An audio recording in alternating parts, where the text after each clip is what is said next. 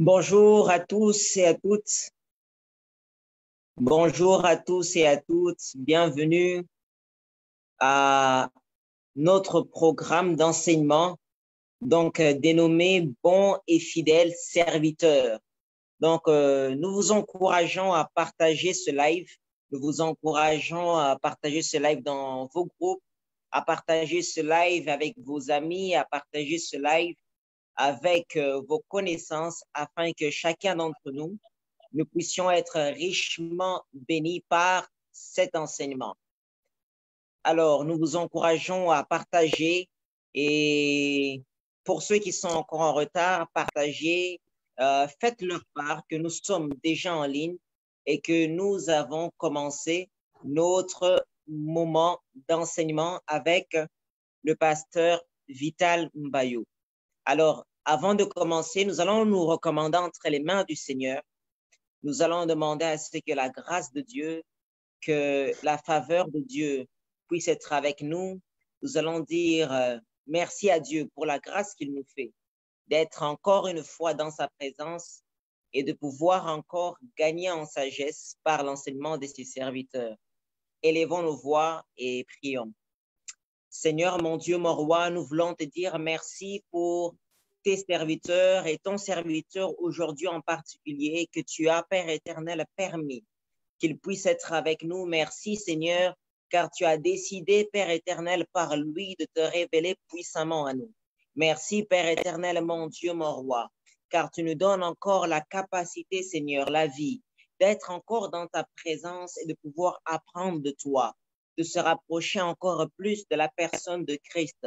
Merci, Père éternel, mon Dieu, mon roi, pour ces temps magnifiques que toi, tu nous accordes. Merci pour ces moments incroyables que toi, tu nous accordes. Merci de nous permettre, Seigneur, d'être, mon Dieu, mon roi, face à ta parole. Merci, mon Dieu, mon roi, de nous permettre, mon Dieu, de pouvoir gagner en sagesse, de pouvoir, Père éternel, mon Dieu, mon roi, demain devenir, Père éternel, mon Dieu, des bons et fidèles serviteurs. Merci, Père éternel, mon Dieu, mon roi, car nous savons que ce programme, Père éternel, n'a pas été programmé, Père éternel, par un coup du hasard. Mais toi, Père éternel, tu as permis que ce programme puisse avoir lieu afin de toucher plusieurs. Tu as permis que ce programme puisse avoir lieu afin de nous visiter, Seigneur, afin de parler à nos cœurs, afin, Père éternel, mon Dieu, mon roi, de nous emmener, Père éternel, mon Dieu, mon roi, au renouvellement de l'intelligence. Que toi, Père éternel, mon Dieu, tu sois glorifié. Merci pour ces paroles, mon Dieu, mon roi, que toi, tu as déjà préparées et que toi, tu as donné à ton serviteur pour nous. Que toute la gloire te soit rendue et c'est là au siècle des siècles. Amen. Nous allons nous recommander entre les mains de Dieu encore une fois. Nous allons demander que Dieu puisse nous purifier, que Dieu puisse nous laver. Nous allons demander que Dieu puisse vraiment nous purifier afin que nous soyons agréables dans sa présence et afin que réellement nous puissions entendre et recevoir cet enseignement comme lui, il a prévu que nous puissions le faire. Élevons nos voix et prions. Père éternel, mon Dieu, mon roi, nous venons, mon Dieu, devant toi. Nous voulons se recommander entre tes mains, Seigneur. Mon Dieu, mon roi, nos oreilles, Père éternel, qui peut-être, mon Dieu, mon roi, ont eu, Père éternel, mon Dieu, mon roi, à perdre de leur sensibilité spirituelle parce que nous avons eu, Père éternel, au cours de la journée. Au cours, Père éternel, mon Dieu, mon roi de la journée, nous avons eu, Père éternel, à pécher. Nous avons eu, Père éternel, à nous détourner de ta parole. Seigneur, mon Dieu, mon roi, dans cet après-midi, nous venons à toi et nous demandons que toi, tu puisses nous purifier, Père éternel, notre être tout entier, Père éternel, l'âme, le corps et l'esprit. Et la Bible déclare, mon Dieu, si nous confessons nos péchés avec sincérité, toi, tu es juste et fidèle pour nous les pardonner. Merci, Seigneur, car nous croyons véritablement que toi, tu les as pardonnés et que toi, tu nous as agréés dans ta présence. Que la gloire te soit rendue dans le nom puissant de Jésus. Amen. Nous allons encore une fois prier. Nous allons se recommander entre les mains de Dieu. Nous allons demander que le Saint-Esprit puisse prendre le contrôle de ces temps qu'on est en train de passer, que le Saint-Esprit prenne le contrôle de ce culte, que le Saint-Esprit puisse réellement nous parler, que le Saint-Esprit puisse se révéler à nous au travers de sa parole, que le Saint-Esprit dirige tout ce qui va se faire dans ce culte. Élevons la voix et prions. Père éternel, mon Dieu, mon roi, nous demandons l'assistance de ton esprit. Nous voulons que le Saint-Esprit puisse nous assister, Seigneur, que le Saint-Esprit puisse nous aider, mon Dieu, mon roi. Nous voulons nous abandonner, Seigneur, entre tes mains. Nous voulons que le Saint-Esprit dirige nos pas, que le Saint-Esprit guide nos pas, que le Saint-Esprit, mon Dieu, mon roi, nous emmène là où toi, Père éternel, mon Dieu, mon roi, tu as prévu que nous puissions aller. Nous prions, Père éternel, mon Dieu, mon roi, que la révélation, Père éternel, que nous allons recevoir en ce jour, qu'elle soit, Père éternel, une réalité pour nos esprits. Nous prions, Père éternel, véritablement, que toi, Père éternel, mon Dieu, mon roi, tu nous accompagnes. Ouvre nos oreilles, Père éternel, mon Dieu, mon roi. Ouvre notre intelligence afin que nous puissions comprendre, Père éternel, mon Dieu. Nous voulons, Père éternel, véritablement, Père éternel, t'entendre nous parler et comprendre, Père éternel, mon Dieu, mon roi, le message que toi tu as mis dans le cœur de ton serviteur en ce jour. Merci, Père éternel, mon Dieu, mon roi, pour ta faveur et pour ta grâce. Que toi seul tu sois glorifié dans le nom puissant de Jésus-Christ de Nazareth. Amen. Amen. Nous croyons véritablement que le Saint-Esprit prend le contrôle de ce culte. Nous croyons véritablement que Dieu est au milieu de nous et nous croyons fermement que Dieu va nous parler au travers de son serviteur. Avant de pouvoir aller au vif du sujet, j'aimerais accueillir l'homme de Dieu, donc le pasteur Vital Mbayo. Donc, pasteur, bonjour. Bonjour, bien-aimé. Pasteur, nous sommes très contents de vous avoir aujourd'hui sur la plateforme de l'église FAMA. Soyez vraiment le bienvenu. Merci beaucoup. Merci beaucoup. Donc, nous voulons aussi dire merci donc, à nos parents spirituels, donc le pasteur Kasongo Muchaila, ainsi que son épouse, le pasteur Huguette Moutonde, qui nous permettent d'avoir ces temps de qualité.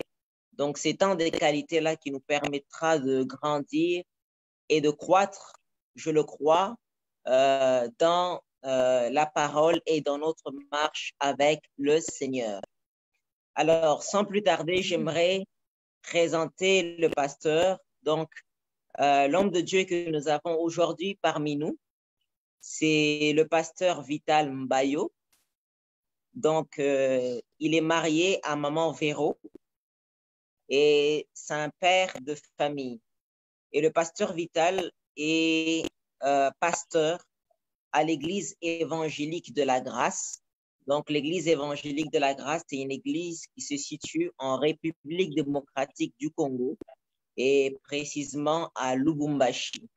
Alors, le pasteur nous vient de très loin et nous croyons que Dieu va nous parler au travers de lui. Alors, bien-aimés, sans plus tarder, je vous invite à lui recommander à la grâce du Seigneur et sans plus tarder à entendre ce que Dieu a à nous dire par lui. Élevons la voix et prions. Père éternel, mon Dieu, mon roi, nous te rendons gloire pour la vie de ton serviteur. La Bible, Père éternel, déclare, mon Dieu, que les disciples sur le chemin d'Emmaüs, Père éternel, ne t'avaient pas reconnu. Mais la Bible dit, Père éternel, mon Dieu, que toi, tu les ouvris les yeux et ils comprirent les Écritures. Ils comprirent, Père éternel, mon Dieu, mon roi, ce que toi, tu as voulu dire. Seigneur, mon Dieu, mon roi, merci pour ton serviteur, car je sais que toi, tu as mis, Père éternel, mon Dieu, mon roi, en lui tes paroles. Nous voulons qu'il nous parle, mon Dieu, mon roi, comme annonçant les oracles de Dieu. Oui, Père éternel, mon Dieu, parle-nous, Seigneur, nous, tes humbles serviteurs, nous t'écoutons. Dans le nom puissant de Jésus, Amen. Donc, pasteur, Amen. vous avez la parole. Merci, bien-aimé dans le Seigneur. partout où vous êtes en train de nous suivre, et plus particulièrement les bien-aimés qui sont en Nouakchott. Nous sommes très contents de pouvoir partager avec vous la parole du Seigneur. C'est une grâce que le Seigneur nous accorde cet après-midi. Chez nous, il fait déjà nuit. Et aussi, nous tenons d'abord à rendre grâce à Dieu pour ce privilège et aussi manifester notre reconnaissance au couple pasteur Mouchaïla pour avoir porté leur choix sur notre modeste personne pour partager la parole du Seigneur.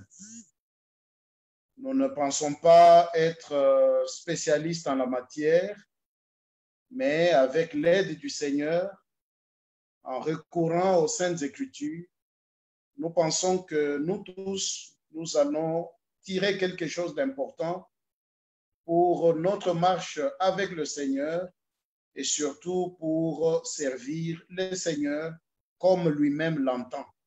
Non pas selon nous, non pas selon notre volonté, non pas selon notre ambition, mais selon la volonté du Seigneur, laquelle volonté est manifestée dans sa parole.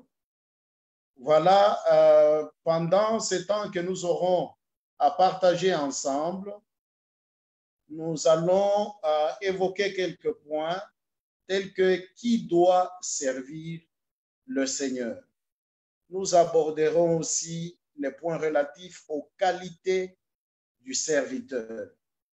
Et nous aborderons aussi un autre point, comment donc servir Dieu. Et tout cela afin que le Seigneur, au moment marqué, où chaque fois que nous faisons le travail, que le Seigneur arrive à se dire ou à nous dire, vous êtes un bon serviteur et fidèle serviteur. Voilà, bien-aimés, le temps que nous allons partager avec vous. Nous croyons que le Saint-Esprit va nous aider à partager cette parole pour nous édifier, nous tous, car nous connaissons en partie et chez chaque jour, jour après jour, au travers des Écritures, que nous sommes en train d'accroître notre connaissance en vue de servir le Seigneur comme il l'entend. Alors, sans plus tarder, nous allons d'abord aborder le premier point, qui doit servir le Seigneur. Autrement dit, ce point nous amène à poser les préalables pour servir le Seigneur. Pour servir le Seigneur, la première des choses, bien-aimés, que nous devons savoir, c'est qu'il faut d'abord appartenir au Seigneur qu'on veut servir. Autrement dit, il n'y a que celui qui est enfant de Dieu qui est valablement qualifié pour servir Dieu. Nous retiendrons que nous ne naissons pas enfants de Dieu. Depuis le péché d'Adam et Ève, il y a eu cette rupture de telle sorte que par ce péché d'Adam et Ève, nous n'étions plus dignes d'être enfants de Dieu et nous ne naissons pas enfants de Dieu, mais nous naissons comme créatures de Dieu. Et Dieu prend soin de toutes ces créatures, les humains, les arbres, les oiseaux et tout ce que nous connaissons encore. Mais quant à la relation de fils et père, à savoir être enfant de Dieu, nous le devenons. Nous devenons enfants de Dieu par le fait de notre foi en Jésus-Christ.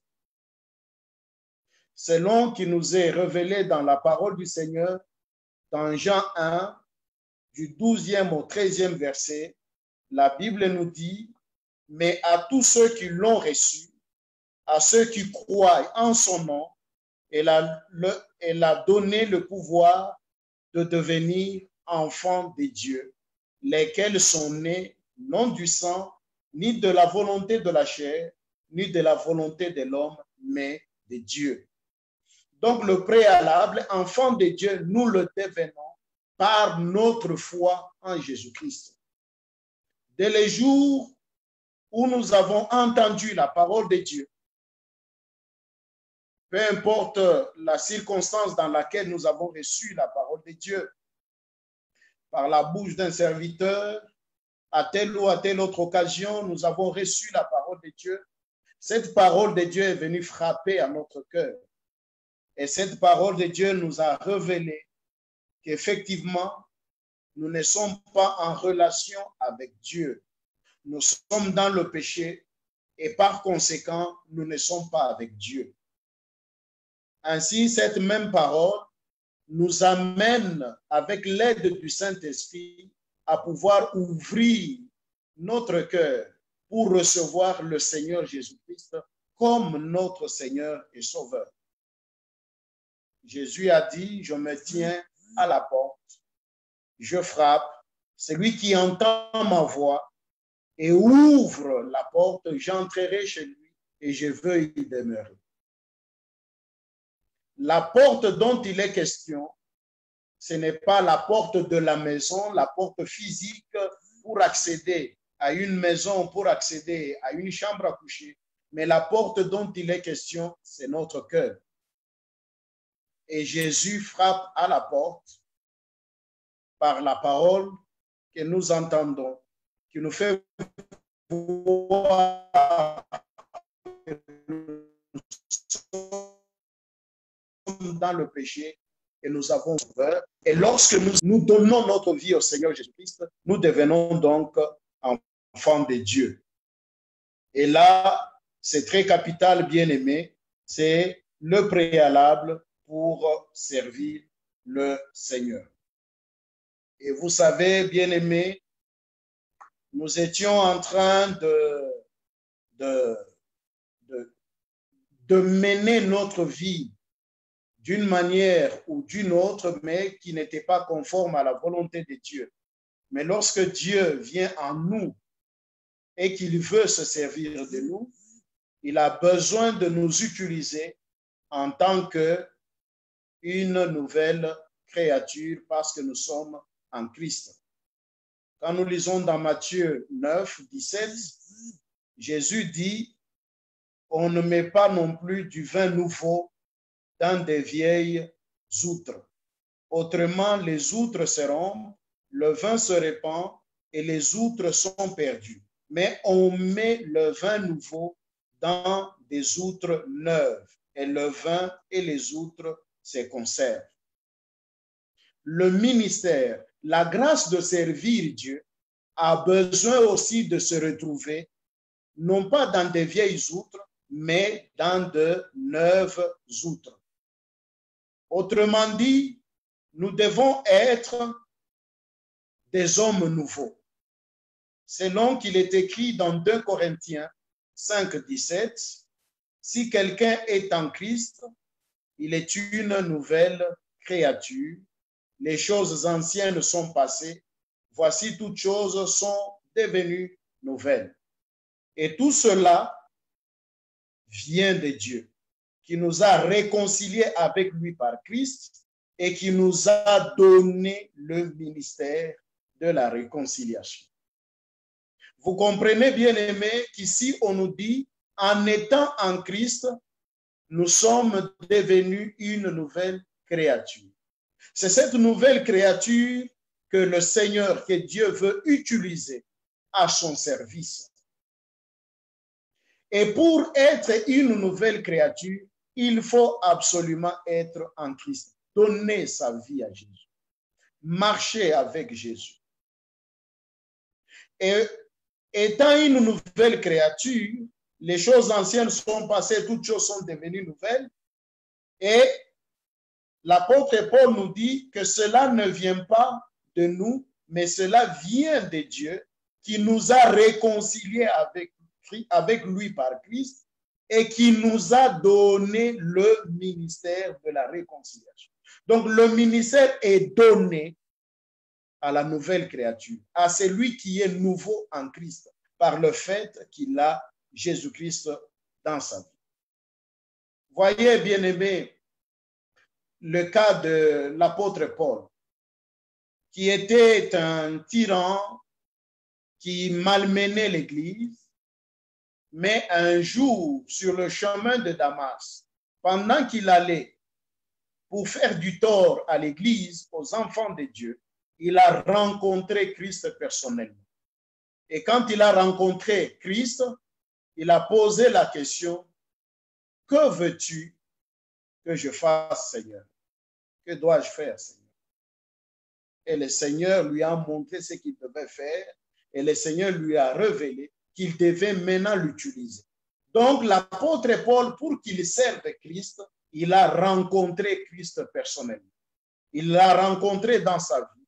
C'est alors qu'il a été un instrument que le Seigneur s'est servi. Donc, il est très important pour servir le Seigneur efficacement, pour être un bon et fidèle serviteur. Préalablement, il faut d'abord être en relation avec Dieu. Il faut appartenir à Dieu. Et quand vous appartenez à Dieu, en ce moment-là, Dieu peut vous utiliser pour son œuvre, pour son ministère. Et cela est très important. Donc, la nouvelle naissance est importante pour celui qui doit servir le Seigneur.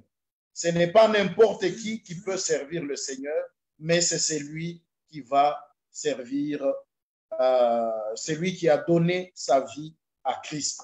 Ça, c'est le préalable pour servir Dieu. Il faut être enfant de Dieu. Il faut appartenir à Dieu pour avoir reçu Christ comme son Seigneur et Sauveur.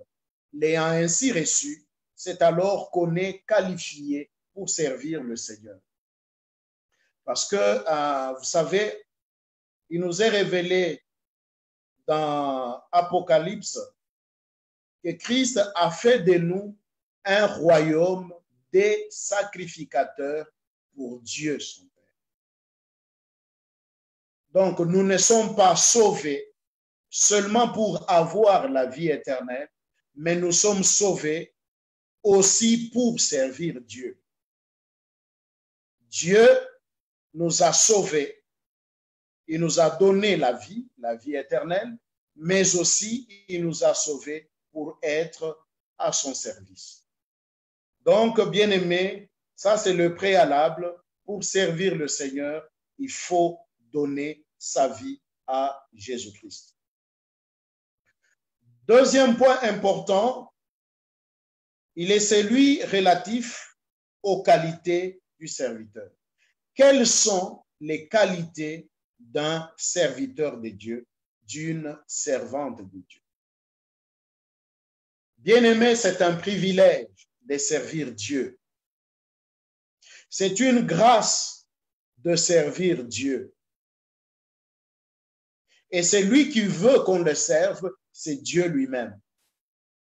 Et pour nous, lorsque nous réalisons la valeur de servir le Seigneur, nous ne pouvons que dire que c'est une grâce, c'est un privilège que Dieu nous accorde.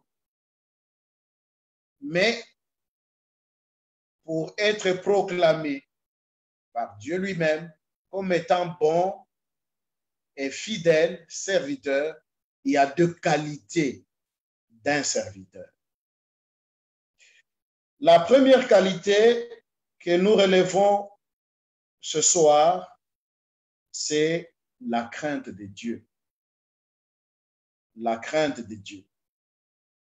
Lorsque nous lisons dans Psaume 2, verset 11, la Bible déclare « Servez l'Éternel avec crainte et réjouissez-vous avec tremblement. » Servez l'Éternel avec crainte. Et la Bible nous dit que la crainte de l'Éternel est le commencement de la sagesse. Cela signifie que la prise en compte de Dieu constitue un fondement d'une vie disciplinée et sainte. Craindre Dieu, c'est rejeter d'abord tout ce qui est en antipathie avec Dieu. Tout ce que Dieu n'aime pas,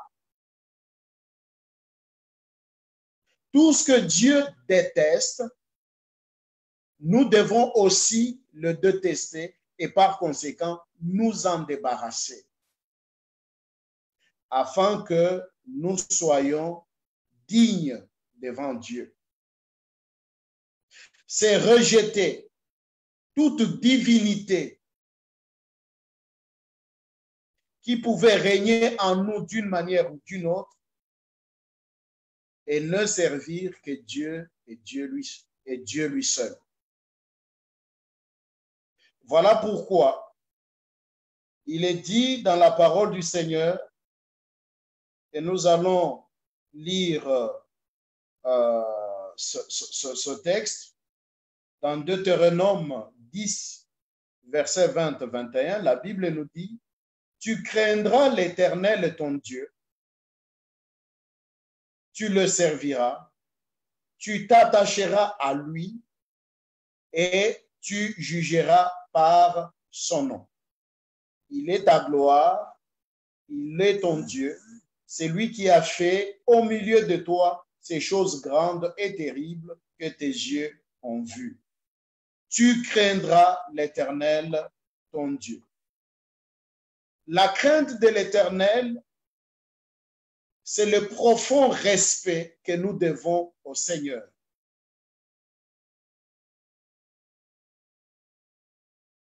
Ce respect que nous devons au Seigneur nous amène à abandonner les mauvaises choses que le Seigneur n'aime pas, que le Seigneur n'approuve pas.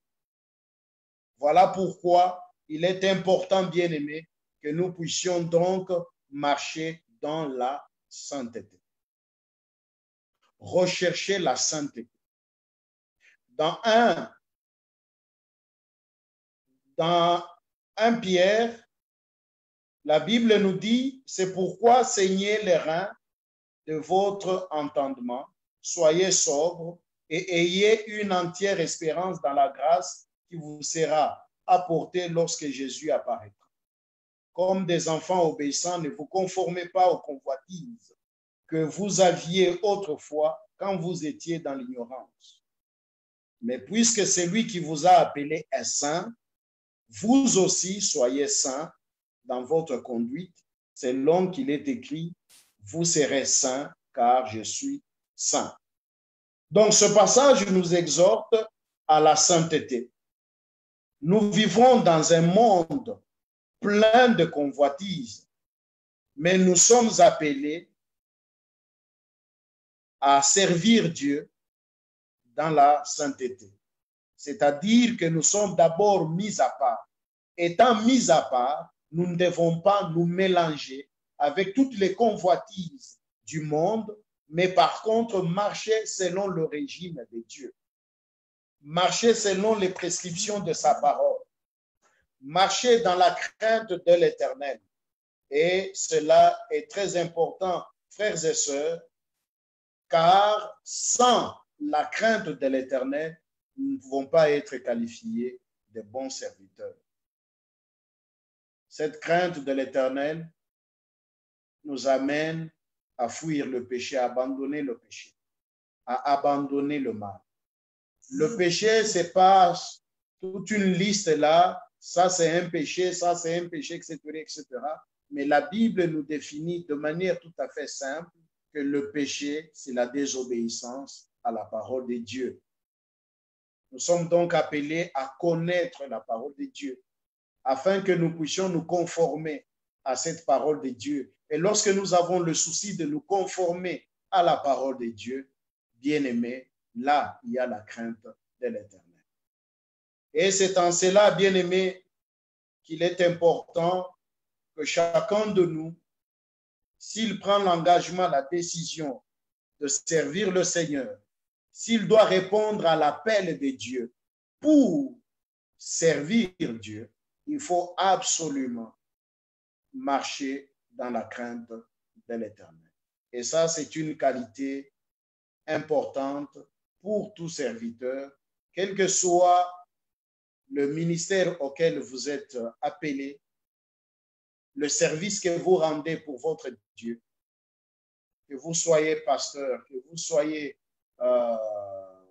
docteur, prophète, diacre, ancien, qui que vous soyez, la crainte de l'Éternel est une exigence pour servir le Seigneur. Et la crainte de l'Éternel implique la vie de la sanctification. Et la Bible nous dit, recherchez la paix avec tous et la sanctification sans laquelle nul ne verra le Seigneur. Nul, c'est indéterminé. Qu'il s'agisse du pasteur, qu'il s'agisse de l'ancien, qu'il s'agisse du choriste, qu'il s'agisse de la sœur qui est au service d'accueil, qu'il s'agisse de la maman qui se charge de torchonner dans le temple de Dieu, qu'il s'agisse de telle ou telle autre personne qui s'adonne au service du Seigneur, il doit marcher dans la crainte de l'Éternel, il doit rechercher la sanctification. Deuxième qualité d'un serviteur de Dieu, c'est l'obéissance. L'obéissance. Lorsque nous lisons dans 1 Samuel 15, 22, la Bible nous dit ceci, « L'Éternel trouve-t-il du plaisir dans les holocaustes et les sacrifices, comme dans l'obéissance à la voix de l'Éternel.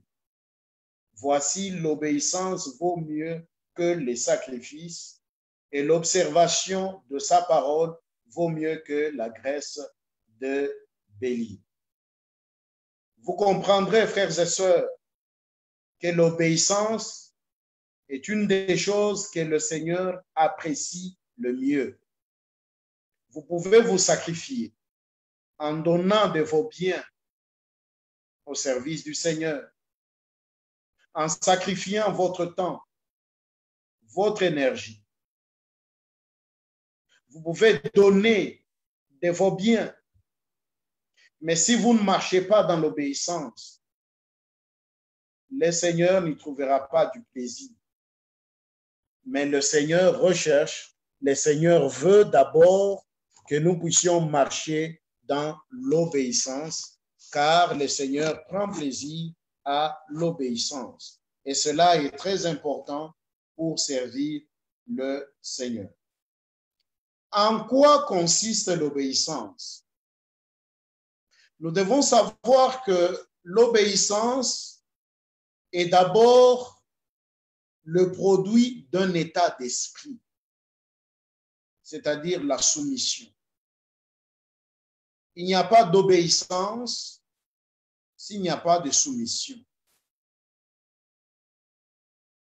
Dans Jacques 4, verset 7, la Bible nous dit « Soumettez-vous donc à Dieu ». Quelqu'un qui veut marcher dans l'obéissance, il prend au-dedans de lui, dans son esprit, de se soumettre à Dieu. Et dans 1 Pierre 2, verset 13, 1 Pierre 2, verset 13, la Bible nous dit « Soyez soumis à cause du Seigneur à toute autorité établie parmi les hommes, soit au roi comme au souverain, soit au gouverneur comme aux envoyés, etc., etc. » Et quand nous lisons dans 1 Pierre 2, 18, la Bible nous dit « Serviteurs, soyez soumis en toute crainte à vos maîtres, non selon à ceux qui sont bons et doux, mais aussi à ceux qui sont d'un caractère difficile. » Et dans 1 Pierre 5, 5, la Bible nous dit de même, vous qui êtes jeunes, soyez soumis aux anciens et tous dans vos rapports mutuels, revêtez-vous d'humilité, car Dieu résiste aux orgueilleux, mais il fait grâce aux humbles. Donc ici, les différents versets nous parlent de la soumission. Et ici, la soumission marche avec l'obéissance. Alléluia. Ainsi, pour tout serviteur de Dieu, une des qualités pour mieux servir le Seigneur, c'est l'obéissance. En lui, il est prêt à se soumettre. Celui qui est obéissant, il se soumet à ce que son supérieur lui demande. Et ici, notre supérieur par excellence, c'est Dieu. Donc, nous nous soumettons à Dieu. Ainsi, cette obéissance implique deux aspects importants que je voulais relever. Il y a d'abord l'obéissance à Dieu. L'obéissance à Dieu se résume aussi à notre attitude de nous soumettre à la volonté de Dieu, à la parole de Dieu. Dieu a exprimé sa volonté dans sa parole. La parole de Dieu est l'expression de la volonté de Dieu. Et ainsi, cette parole nous demande ce que nous devons faire et ce que nous ne devons pas faire dans n'importe quel domaine de notre vie. Et cette expression de la volonté de Dieu exige pour nous qui nous disposons à servir le Seigneur à être obéissants à la parole de Dieu. Nous ne pouvons pas aller loin avec le Seigneur. Nous ne pouvons pas être qualifiés de bons et fidèles serviteurs si, bien-aimés, nous ne sommes pas obéissants à la voix du Seigneur, si nous ne sommes pas obéissants à la parole du Seigneur. L'obéissance à Dieu est une qualité importante pour celui qui doit servir le Seigneur. Deuxième aspect de l'obéissance, non seulement l'obéissance à Dieu, mais il y a aussi l'obéissance aux hommes établis sur nous. Alléluia. Lorsque nous lisons la parole du Seigneur dans Hébreux 13, 17, Hébreux 13, 17, permettez-moi, je prends le verset rapidement. Hébreux 13, 17, la parole de Dieu nous dit ce qui suit. Obéissez à vos conducteurs et ayez pour eux de la déférence, car ils veillent sur vos âmes, comme devant en rendre compte, qu'il en soit ainsi, afin qu'ils le fassent avec joie et non en gémissant, ce qui ne vous serait d'aucun avantage. Alléluia. On nous demande donc de nous soumettre, d'obéir à nos conducteurs, à ceux qui sont établis sur nous, à ceux qui nous conduisent. Bien-aimés, nous ne pouvons pas servir Dieu étant isolés, étant seuls, pour dire que, bon, moi, je ne suis qu'avec Dieu et c'est à Dieu seul que je dois obéir. Non. Dieu est là, mais Dieu établit aussi des hommes, des femmes sur nous afin de pouvoir servir ensemble le Seigneur. Vous pouvez être dans la chorale. Dans cette chorale, il y a une organisation, il y a ceux qui sont établis pour conduire cette chorale. Vous pouvez être appelé à servir le Seigneur dans tel groupe. Dans ce groupe-là, il y a toujours quelqu'un qu'on a établi, à qui on a donné la charge de conduire les autres. Mais il faut obéir. si l'on veut être un bon serviteur de Dieu. Il faut obéir à ceux qui sont établis sur nous. C'est alors réellement que nous pouvons servir le Seigneur et être utiles à l'œuvre du Seigneur. Dieu n'est pas un Dieu de désordre, mais c'est un Dieu d'ordre. Dans chaque regroupement, dans chaque famille, là où il y a déjà là où il y a 2, 3, 4, 5, 6 personnes, la nature elle-même et Dieu lui-même veut toujours qu'il y ait une personne ou 2 personnes qui ont la charge de conduire les autres. Sinon, ça serait du désordre, de la cacophonie. Tel dira allons à gauche, l'autre dira allons à droite, l'autre dira nous faisons 2 pas en arrière. Pour éviter tout ça, il y a toujours un leadership. Il y a toujours quelqu'un à qui on donne la charge de pouvoir conduire les autres pour l'harmonie de ce groupe et de pouvoir aller de l'avant. Ainsi, il nous est recommandé d'obéir à ceux qui sont établis sur nous. Et cela est très important pour tout serviteur de Dieu, pour tout enfant de Dieu qui veut aller plus loin avec Dieu. Il doit savoir marcher dans l'obéissance. Vous ne pouvez pas aller loin dans le ministère, dans votre service avec le Seigneur, si vous ne savez pas marcher avec Dieu dans l'obéissance. Et cette obéissance à Dieu et aux hommes nous conduit aussi à pouvoir réellement percer dans le ministère et atteindre une dimension que le Seigneur avait prévue pour notre vie lorsque nous devons réellement faire sa volonté.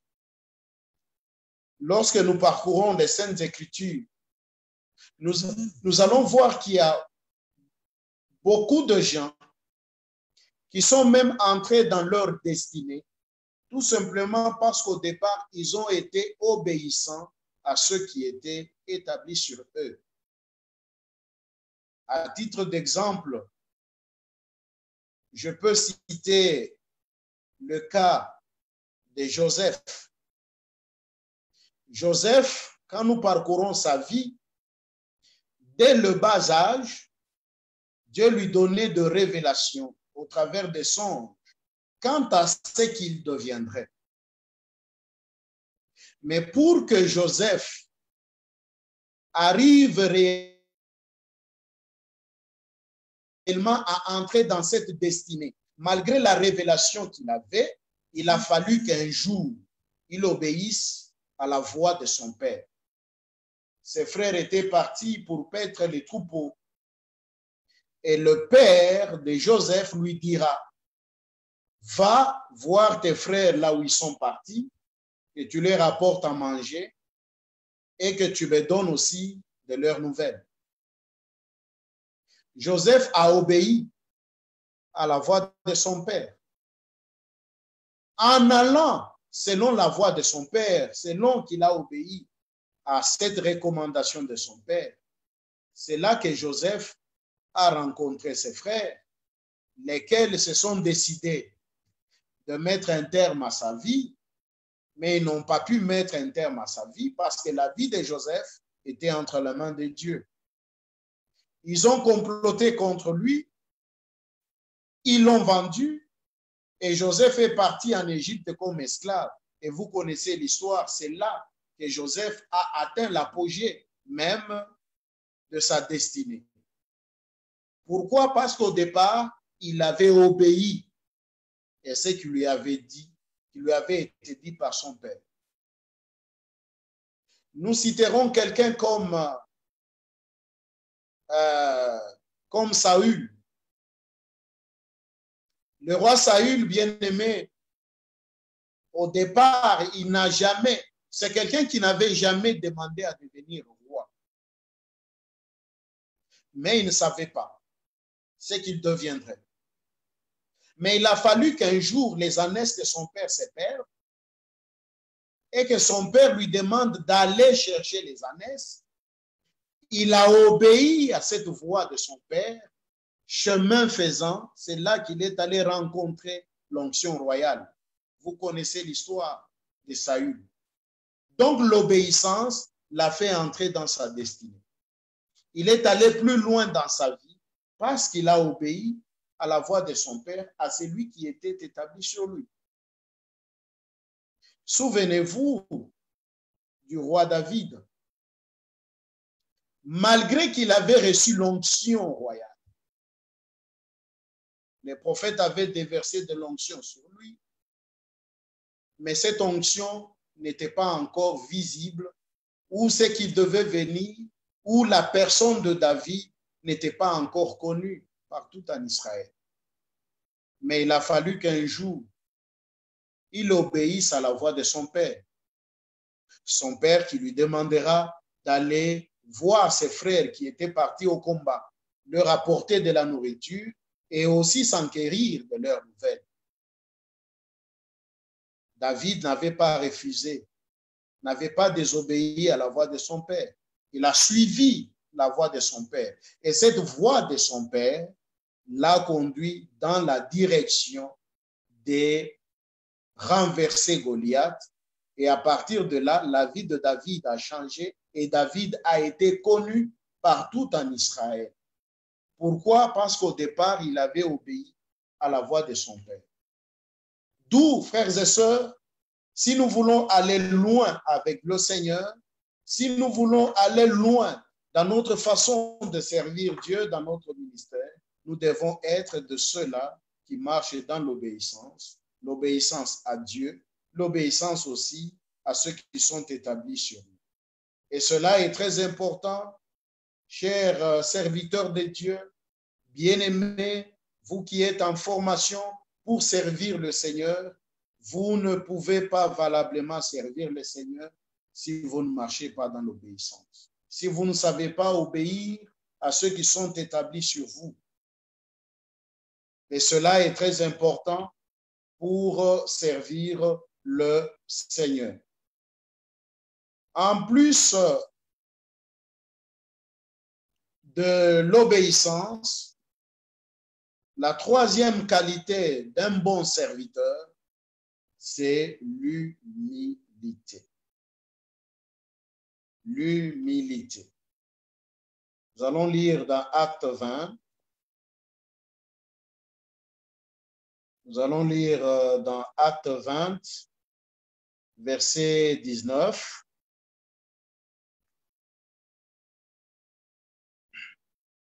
Acte 20, verset 19. La parole de Dieu nous dit ce qui suit. Acte 20, verset 19.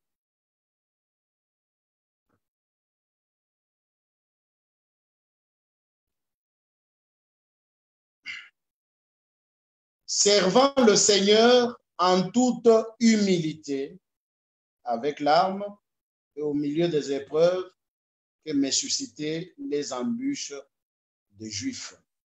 Là, c'est l'apôtre Paul. Il nous fait voir qu'il servait le Seigneur en toute humilité.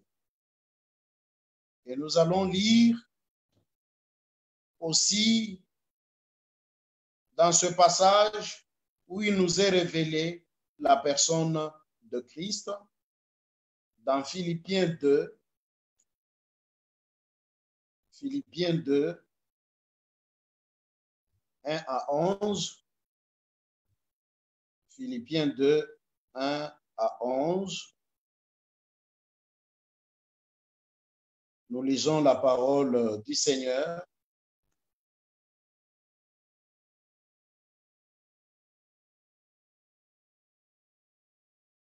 Nous commençons à partir du 5e verset, Philippiens 2, à partir du 5e verset, on nous dit ceci. Ayez en vous les sentiments qui étaient en Jésus-Christ, lequel, existant en forme de Dieu, n'a point regardé comme une proie à arracher d'être égal avec Dieu, mais s'est dépouillé lui-même en prenant une forme de serviteur, en devenant semblable aux hommes et ayant paru comme un simple homme, il s'est humilié lui-même.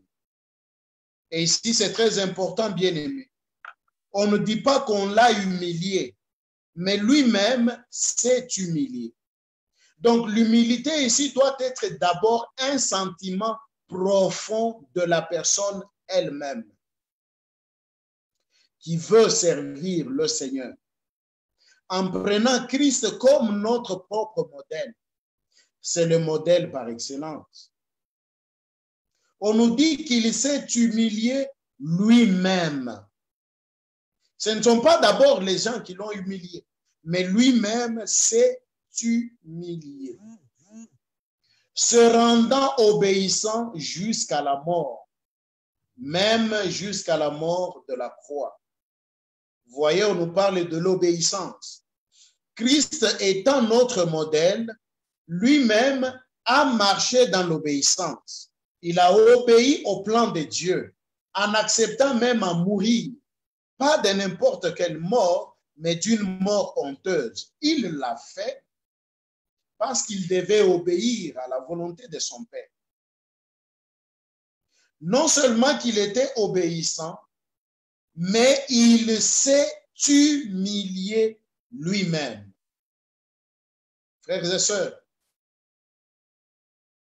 nous ne pouvons pas être efficaces dans le ministère si nous ne sommes pas disposés, d'une part, à être obéissants à Dieu et d'autre part, à marcher dans l'humilité. S'humilier. Un sentiment profond de notre cœur.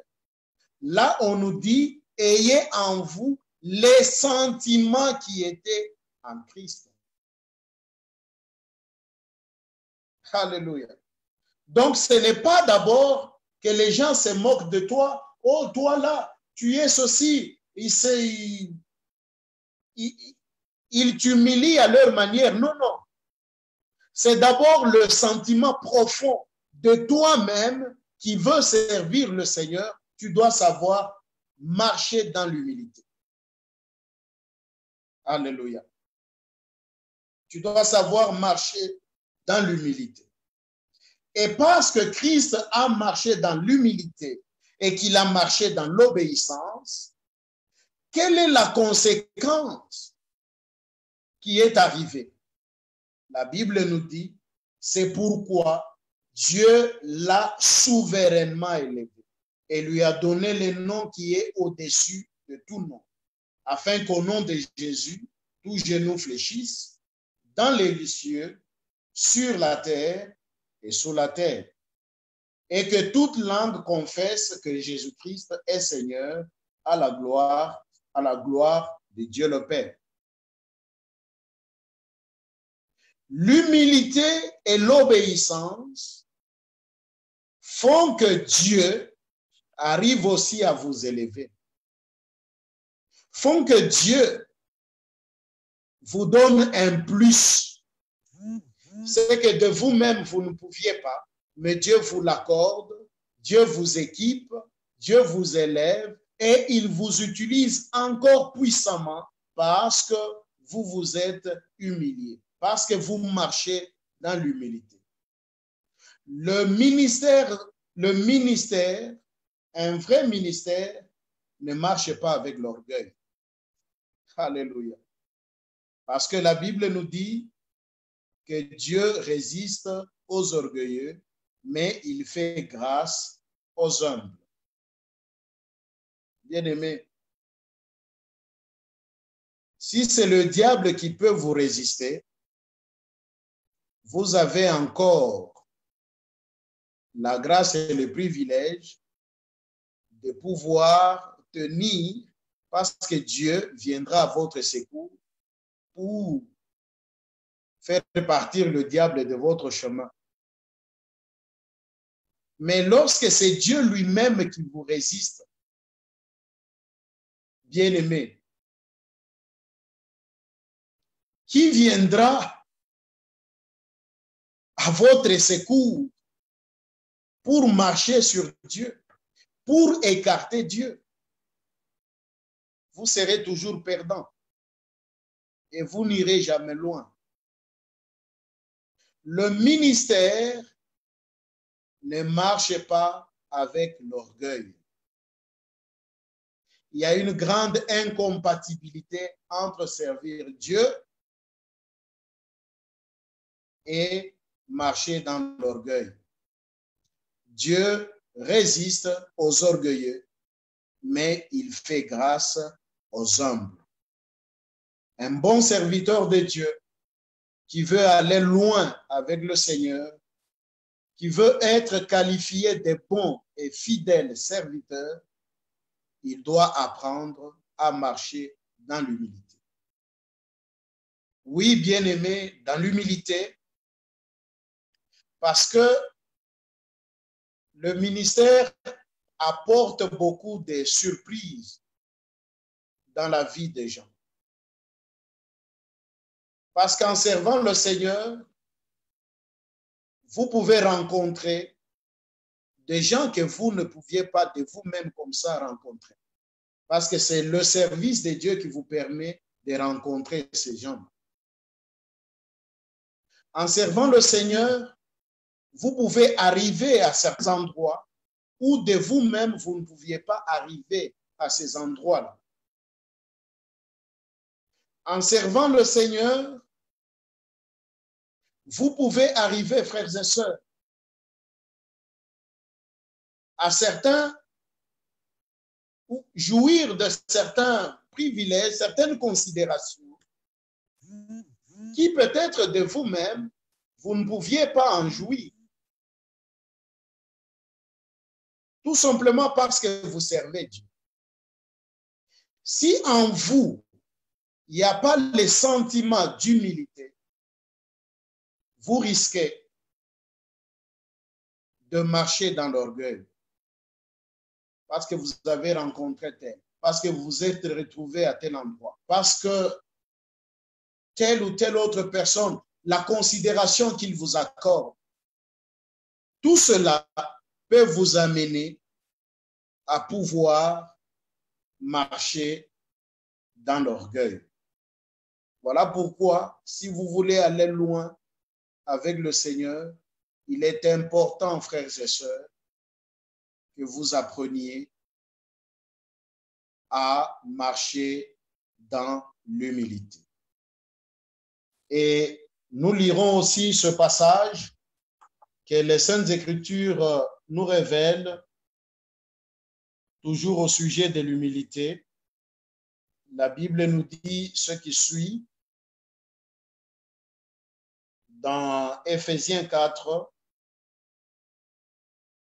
Nous lisons à partir du premier verset. Je vous exhorte donc, moi le prisonnier dans le Seigneur, à marcher d'une manière digne de la vocation qui vous a été adressée en toute humilité et douceur, avec patience, vous supportant les uns les autres avec charité. Alléluia. Donc, il nous est exhorté à pouvoir marcher en toute humilité.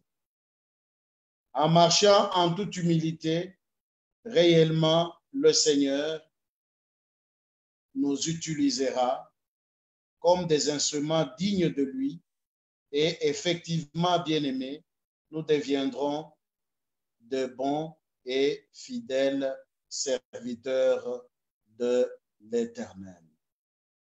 Que Dieu vous bénisse abondamment, qu'il vous soit favorable en toutes choses. Et pour terminer, toujours en rapport avec l'humilité, j'aimerais que nous puissions lire juste ce passage que je vais rapidement expliquer dans Ésaïe 6, à partir du premier verset. La Bible nous dit, l'année de la mort du roi Osias, je vis le Seigneur assis sur un trône élevé, très élevé, et les pans de sa robe remplissaient le temple. Deux séraphins se tenaient au-dessus de lui. Ils avaient chacun 6 ailes, 2 dont ils se couvraient la face, 2 dont ils se couvraient les pieds, et 2 dont il se servait pour voler. On peut s'arrêter là. Voyons l'aspect des séraphins qui sont autour du trône de Dieu. Le prophète dit, lorsqu'il a vu le Seigneur assis sur le trône élevé, voilà l'attitude des séraphins qui étaient autour du Seigneur. Il dit qu'ils avaient chacun 6 ailes, dont ils se couvraient la face. 6 ailes dont ils se couvraient la face. Nous voyons ici, frères et sœurs, que les séraphins étaient autour du trône de l'Éternel. Ésaïe devait voir l'Éternel.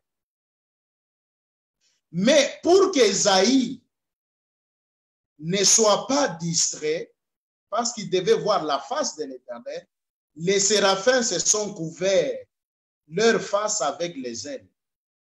C'est un symbole de l'humilité de ces séraphins pour dire, ce n'est pas nous qu'Ésaïe devait compléter et contempler, mais c'est l'Éternel. Et par conséquent, nous voilons, nous cachons la face. Ils ont manifesté leur humilité parce qu'il fallait que seule la face de Dieu soit visible. Aussi, lorsque nous nous engageons à servir le Seigneur, apprenons à nous humilier afin que seul Dieu soit élevé et que l'on voie Dieu, mais qu'on ne nous voie pas nous. Ésaïe nous parle encore de ces séraphins. On dit 2 autres, 2 ailes dont ils se couvraient le pied. Les pieds, autrement dit, ils ne devaient pas mener leurs pieds n'importe où. Ils devaient veiller sur la sanctification. Ils ne devaient pas conduire leurs pieds n'importe où, mais ils les cachaient. Parce que les pieds nous servent à marcher. Non pas selon leur volonté, mais ils ont dit, oh, nous ne devons pas marcher n'importe comment, que nos pieds disparaissent. Autrement dit, que seuls les pieds de l'Éternel nous puissent nous diriger. Et les 2 autres ailes leur servaient à voler, aller de l'avant. Et nous, en tant que serviteurs de Dieu, les ailes qui nous permettent à pouvoir voler, aller de l'avant dans notre ministère, c'est d'une part la parole de Dieu et d'autre part la prière, la vie de la prière. Ce sont les ailes qui nous permettent d'aller loin. Nous avons la parole, nous avons la vie de prière et les 2 ensemble nous permettons de pouvoir aller loin. Voilà, bien-aimés, ce que nous avons préparé pour aujourd'hui. Dieu aidant, prochainement nous nous retrouverons ensemble et nous allons continuer. Que Dieu vous bénisse abondamment et qu'il vous soit favorable en toutes choses. Merci. Amen, amen, amen. Dieu aidant. Merci beaucoup, pasteur. Merci beaucoup, pasteur. Que Dieu vous bénisse abondamment. Merci beaucoup pour ce message. Que Dieu vous bénisse abondamment, abondamment. Merci beaucoup encore une fois, pasteur, pour ce message. Que Dieu vraiment vous bénisse abondamment. Nous avons entendu Dieu nous parler au travers de vous puissamment et nous croyons qu'après ce message-là, nous allons travailler sur tous ces points-là pour devenir des meilleurs serviteurs et recevoir cette parole-là de Dieu, bon et fidèle serviteur. Vraiment, merci encore, pasteur, pour le temps que vous avez pris à nous enseigner. Merci énormément. C'est des années qui ont été gagnées, je le crois. Donc, nous allons prier par rapport à ce que nous avons entendu aujourd'hui. Nous allons examiner les qualités que le serviteur de Dieu nous a données aujourd'hui. Il a parlé de la crainte de Dieu, il a parlé de l'obéissance, il a parlé de l'humilité et il a même accentué sur la vie de prière et la parole de Dieu. Alors, chacun de nous va prier. Nous allons prier pour une vie d'obéissance. Et le pasteur a défini l'obéissance sur 2 points. Il a dit, premièrement, l'obéissance produit la soumission et que cette obéissance-là, c'est une obéissance qui est rattachée à la parole de Dieu. Donc, c'est une obéissance qui est double.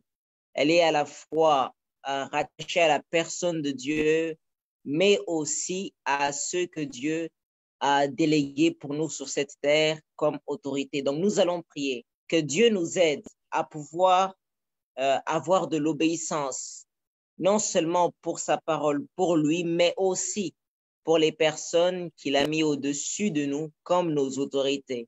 Élevons la voix et prions. Père éternel, mon Dieu, mon roi, nous venons, mon Dieu, mon roi, devant toi. Père éternel, mon Dieu, tu as parlé, Père éternel, mon Dieu, mon roi, Père, dans le livre de Samuel, comme ton serviteur l'a dit. Ton serviteur a dit, Père éternel, mon Dieu, mon roi, que Père éternel, tu as dit, Père éternel, que la désobéissance est aussi coupable que la divination. Père éternel, mon Dieu, mon roi, nous venons auprès de toi. Nous voulons que toi, tu nous aides. Nous voulons, Père éternel, réellement te ressembler. Toi, Père éternel, tu as été obéissant, Père éternel, mon Dieu, mon roi. À Dieu, Père éternel, et cela jusqu'à la mort à la croix. Nous venons, Père éternel, devant toi. Nous voulons, Père éternel, suivre ton modèle. Père éternel, mon Dieu, fais de nous, Père éternel, des hommes et des femmes obéissantes. Père éternel, mon Dieu, mon roi, nous demandons ta présence et ton assistance dans nos vies. Glorieux Saint-Esprit, permets-nous, aide-nous à être obéissants. Donne-nous le vouloir et le faire. La Bible déclare que le vouloir et le faire provient de Dieu. Que toi, Père éternel, mon Dieu, mon roi, tu nous aides à marcher dans l'obéissance. Aide-nous, Père éternel, mon Dieu, mon roi, à nous lever de là où nous étions, Père éternel, mon roi, afin de marcher tel que toi, tu veux que nous puissions marcher. Merci, Père éternel, pour l'enseignement, Père éternel, du pasteur, qui vient bouleverser nos vies, qui vient renouveler nos vies, qui vient transformer nos vies. Père éternel, mon Dieu, mon roi, je prie, toi qui es le Dieu puissant et merveilleux. Père éternel, mon Dieu, mon roi, que toi, tu saisisses nos cœurs, tu saisisses, Père éternel, nos vies, Père éternel, mon Dieu, mon roi. Nous voulons, Père éternel, marcher comme toi, Père éternel, tu as marché. Marcher, Père éternel, comme toi, tu veux que nous puissions être conduits. Père éternel, mon Dieu, mon roi, renouvelle notre intelligence. Père éternel, aide-nous à marcher dans l'obéissance. Aide-nous, Père éternel, mon Dieu, mon roi, à suivre tes pas. Nous prions, Père éternel, mon Dieu. Toi, le Dieu glorieux, Père éternel et merveilleux. Nous voulons, Père éternel, que toi, tu nous aides à marcher selon tes voies, Père éternel, mon Dieu, mon roi. Nous voulons que toi, tu nous aides à marcher, mon Dieu, mon roi, selon ce que toi, Père éternel, tu as, Père éternel, mon Dieu, mon roi, placé, Père éternel, dans nos cœurs en ce jour. Que toi, Père éternel, mon Dieu, mon roi, tu nous aides, mon Dieu, mon roi, à être des hommes et des femmes obéissantes.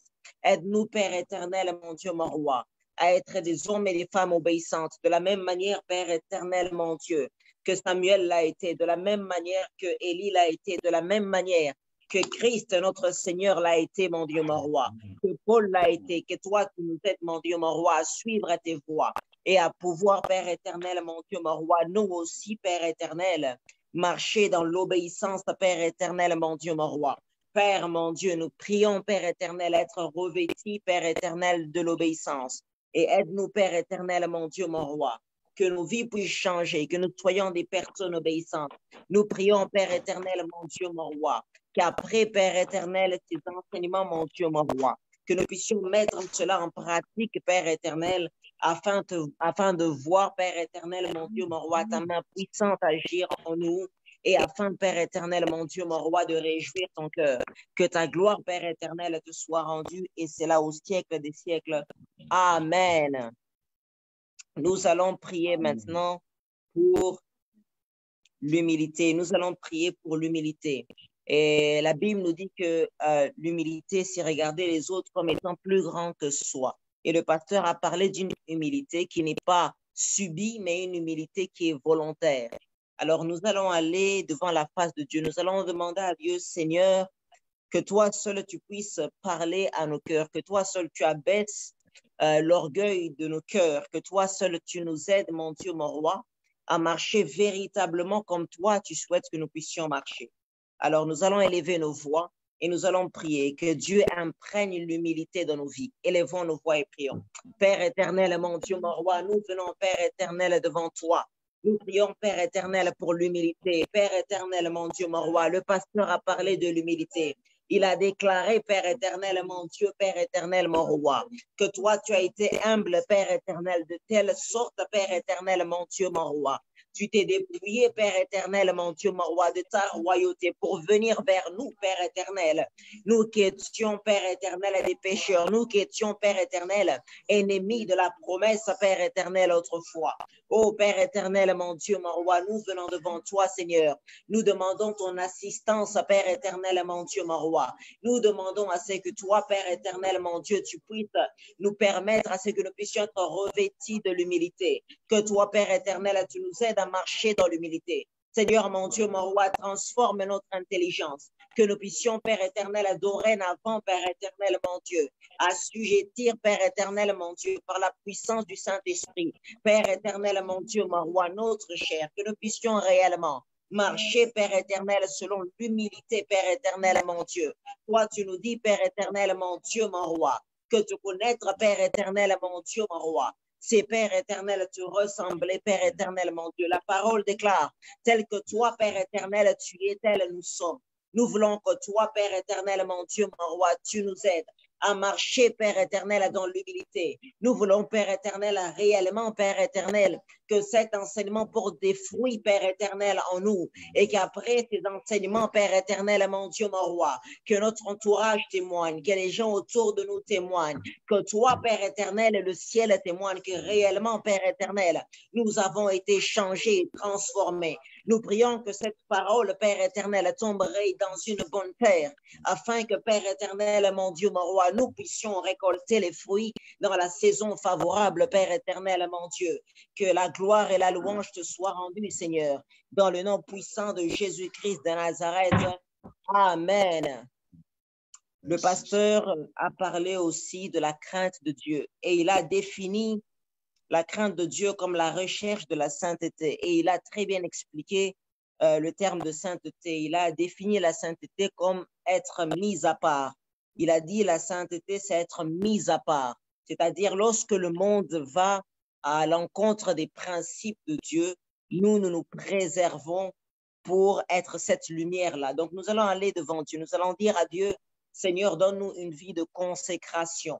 Donne-nous une vie de sanctification, une vie où nous marchons selon tes principes à toi et non une vie où nous obéissons à nos désirs charnels et où nous sombrons dans une vie de péché.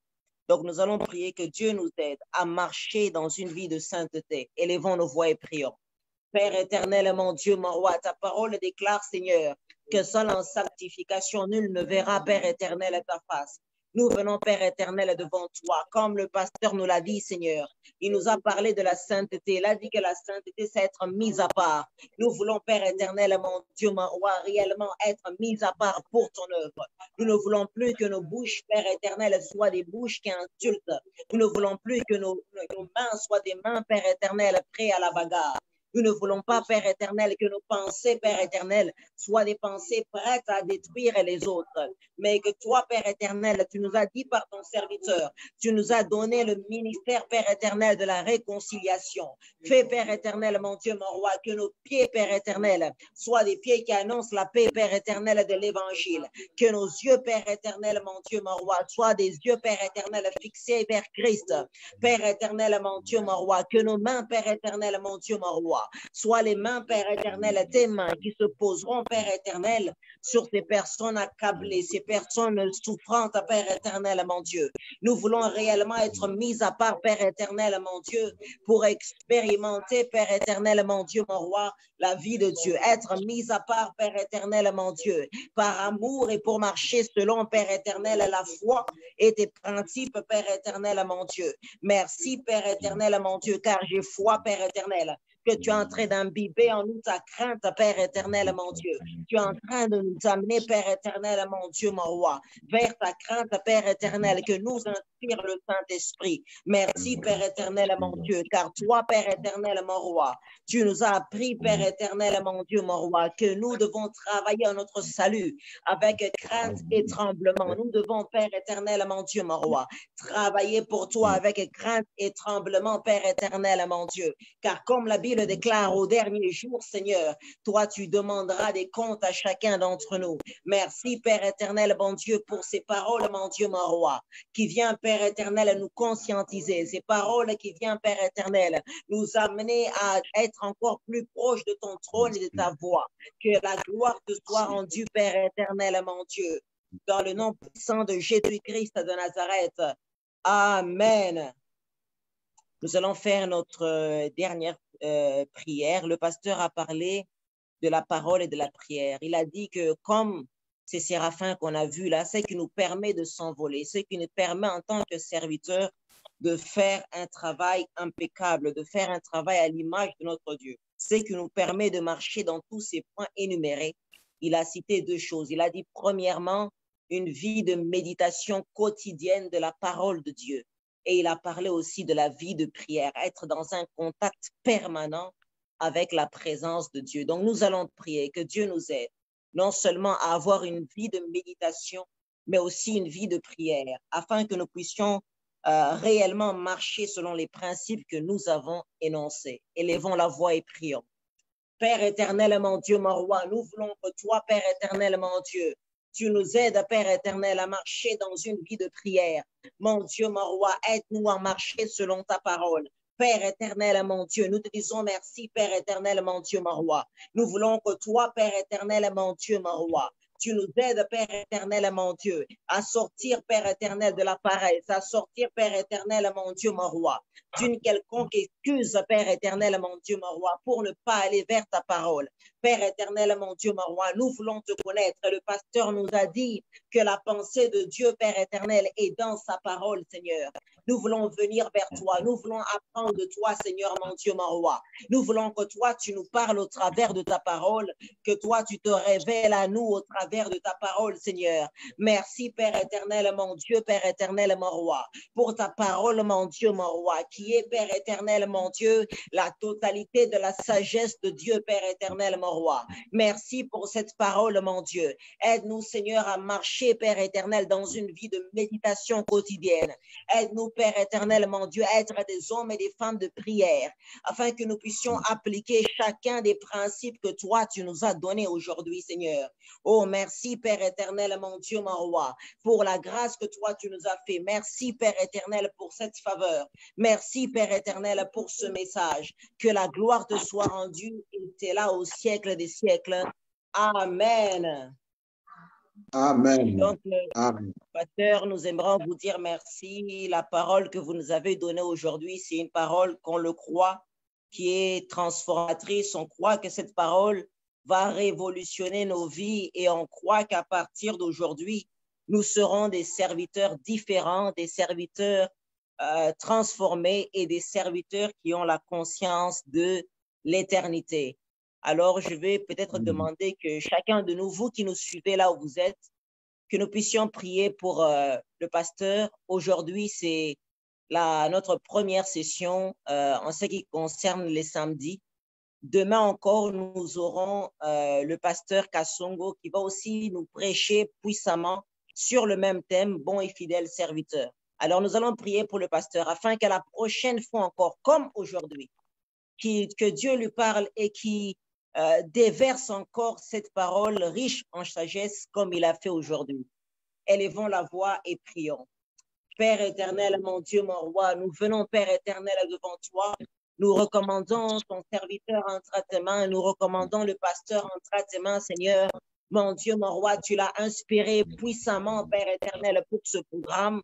Tu l'as donné, Père éternel, un message, Père éternel, mon Dieu, mon roi, transformateur. Un message, Père éternel, mon Dieu, mon roi, Père éternel, qui vient bouleverser nos vies et transformer nos vies. qui vient nous amener à la réalité de la parole de Dieu. Père éternel, merci, mon Dieu, mon roi, pour l'onction spéciale qui a été, Père éternel, en ce lieu, Père éternel, mon Dieu, mon roi. Je crois, Père éternel, qu'après, Père éternel, cet enseignement, des serviteurs nouveaux, Père éternel, des serviteurs au caractère nouveau naîtront. Merci, Père éternel, pour ton serviteur. Merci pour l'inspiration que tu lui as donnée. Que la gloire te soit rendue à toi et à toi seul, mon Dieu, mon roi. Dans le nom puissant de Jésus-Christ de Nazareth. Amen. Est-ce qu'on peut, est-ce que là vous êtes, vous pouvez acclamer pour cette parole de Dieu?